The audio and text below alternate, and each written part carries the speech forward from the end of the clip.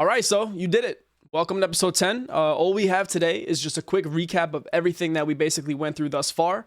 I've made a list for you guys. I went through and watched every single episode back again.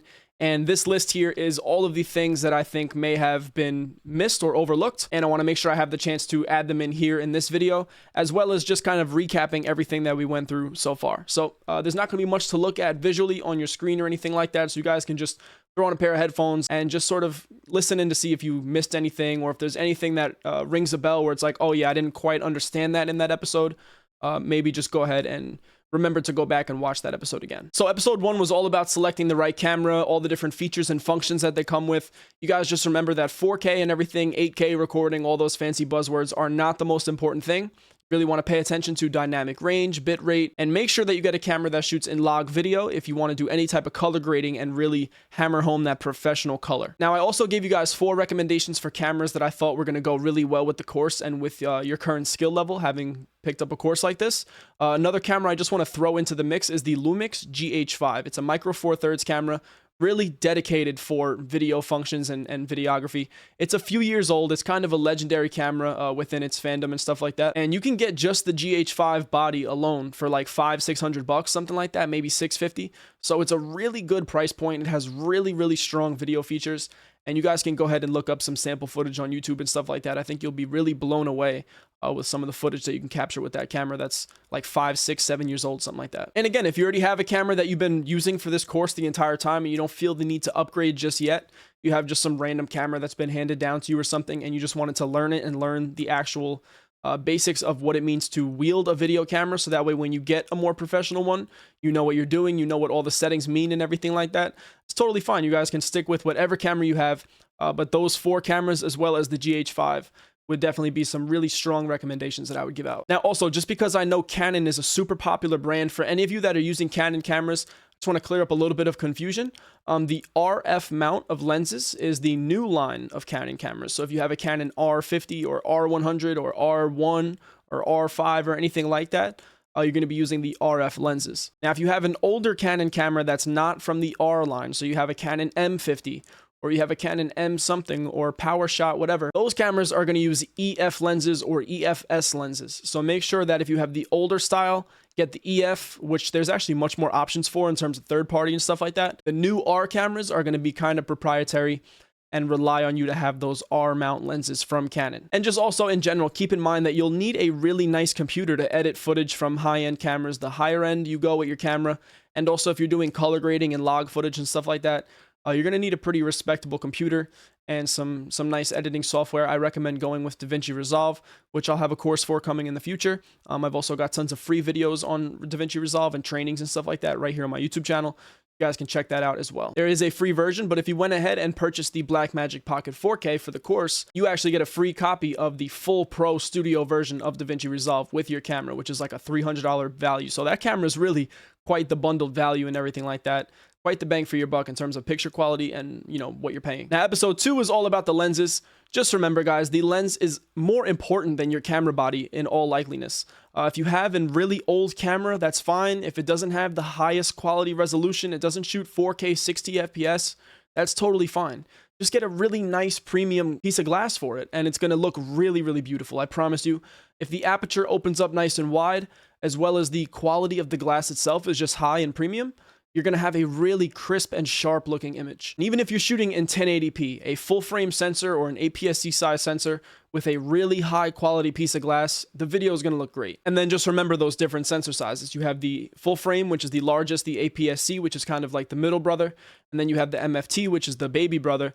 And it's still pretty big. All 3 of those are way bigger than a phone sensor. I mean, a phone sensor will literally fit within the pad of your fingertip, whereas an MFT sensor is probably the size of like the entire part of your finger from like the knuckle up or something like that. So it's quite the difference in size. And that's what gives such a professional look from cameras compared to phones. Even though phones are shooting 4K, 30, 8K in some cases, they can't hold a candle to a lot of these cameras.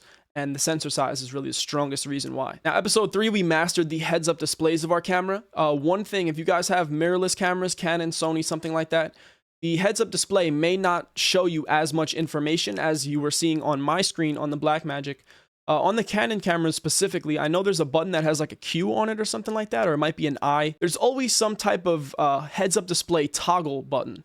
Just mess around with the button. Make sure you can toggle between the different heads-up displays because there's several of them. You'll have one that's like super minimalistic and clean, and then you'll have like another one all the way at the end that gives you all the information, like the sound waves, the histogram, all that stuff. So if by default you're not seeing those sound waves and histograms and all the information that was being displayed on my histogram and you want to see all those things, just press the Q button, I believe it is, on the Canon cameras. And I'm sure if there's a Sony camera equivalent or a Lumix camera equivalent, you guys will figure it out pretty quickly. Just toggle the different buttons on your camera and see which one kind of toggles between the different heads-up displays. And episode 4 was a big one. That was all about the main exposure settings, your ISO, your frame rate, your shutter speed, and your aperture. And those things are what come together to sort of get that exposure meter or the histogram to kind of center itself. That's really the main objective, is to center the meter, center the histogram. And that's when you know your exposure is kind of rock solid. The frame rate you're coming up with based on what kind of project you're doing. Are you uploading it to social media? You go with 30 FPS. Are you shooting a short film, doing something more cinematic? You'd go with 24. Do you want to do slow-mo and slow it down in the post-production? Or are you going to be panning back and forth on a tripod for a soccer game or something like that? Go to 60. And then just remember that your shutter speed is always going to be double your frame rate. And just be sure to remember to look up the base or native ISO of your camera. Google will tell you if you have one of them or two of them and what that number is. And try to stick to only those numbers unless the situation really calls for you to do otherwise. Episode 5, we did a deep dive into the menus. We talked about the function buttons, the display settings, the audio settings, everything like that. All those things will be found within the actual menu of your camera, and you can toggle between whether you want to have the microphone pick up the audio or do you want the camera inbuilt microphone to pick up the audio. Stuff like that, you might have to make sure it's actually toggled in your settings. Don't just plug and play every accessory or microphone that you get and think that it's just going to be read or kind of switch automatically with every camera.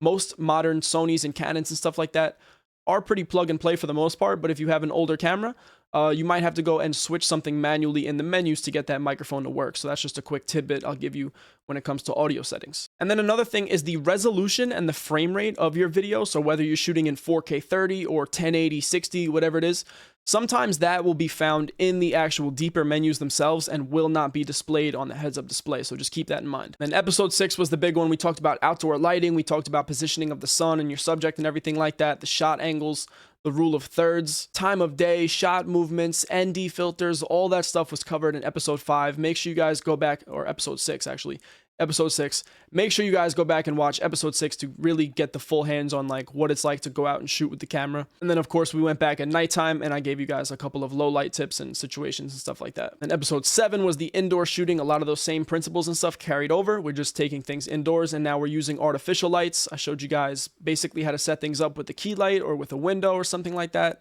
and what principles to keep in mind. Like keeping the corner of the room on one of the thirds lines, or if you're in a really small space, position your camera in the corner of the room and film from the corner, especially in like an interview situation where you want to get a lot of separation and depth behind the character's head and have that nice background blur. Shoot from the corner and you'll have the most amount of depth looking forward. Then we also went over some tips on how to shoot a conversation, the basic like table and bar scenes that you're going to see. There's also something called an office scene. If you guys want to do some more deep dives on those particular things and you really want to learn how to shoot a dialogue and a conversation, I really recommend you go do some independent research on that particular aspect of it and really hone your skills with, you know, crafting scripts and shooting a conversation and a dialogue in different situations. Episode 8 was all about lights, what kind of lights there are, like the cob, the tube, and the panel lights, how to position the key light, the fill light, and the rim light appropriately, and what each of them are used for. Of course, I gave you guys my recommendation on a starter kit for a YouTube lighting setup or something like that, and then I went ahead and showed you the 1-point, the 2-point, and the 3-point lighting, 2 different scenarios for each, and that's going to be based on whether you have 1 light, 2 lights, or 3 lights. All will do fine. Just depends on how much money you're willing to spend and how professional or versatile you want your setup to be. And lastly, episode 9 was shooting with the edit in mind. Just be conscious of what you're going to try to do in your editing. What are you going to try to pull off? What is the purpose of the project? Is it going to be more slow-paced and more corporate style editing? Is it going to be flashy, VFX, and everything like that going on? Just be mindful of what the actual project is and try to make decisions in the field with the edit in mind. That's just sort of a generalization of what it means to shoot for the edit. There's also things like transitions, which can not only be done in the editing software themselves, But as you guys saw in the last episode, I showed you different transitions that you can do just by moving the camera a particular way, and then just doing a cut at the right moment in the editing software will create some pretty cool and unique transitions. It's just all about really having the person, the subject, really play into it and kind of be aware of what you're doing and play along. And if you have things like that, you can, snap your fingers and do a teleportation type of thing. There's lots of cool transitions you can pull off just by not doing any special effects or anything, but just by being mindful of the edit while you're filming. And so yeah, that is the Cine Skills School video camera course. That's a wrap. I really appreciate you guys taking the time to sit through this course. I know it was about like 3 hours worth of content for you guys. I hope there's a lot of rewatch value for you to go ahead and really study and learn new things every time you kind of rewatch this. The art of videography is not something that you're going to learn overnight, but if you apply a lot of these principles, you're really going to see quite the drastic change in what you thought you could do and what you thought you'd be able to pull off just by applying these different things. And you're going to make mistakes. You will make mistakes. You can watch this course 8 times and you go out and you shoot your first real piece of content or whatever, and you really press that record button for the first time. You're going to make mistakes, trust me. You could have as big of a mental checklist and you could have the most elephant-like memory in the room.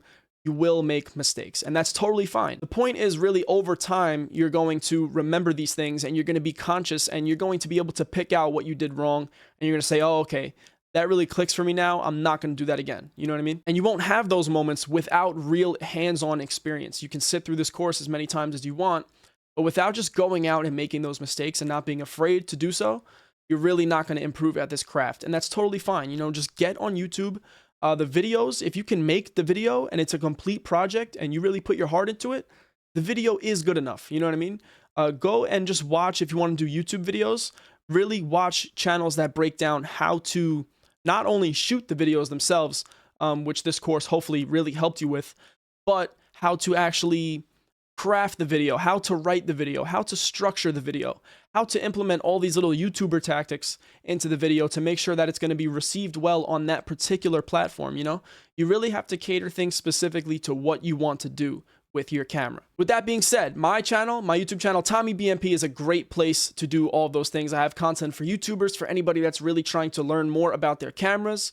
I have content about film cameras, just unique finds and stuff like that I find in the camera stores. I have breakdowns on editing for DaVinci Resolve and CapCut, color grading tutorials. All that stuff is on my YouTube channel for absolutely free.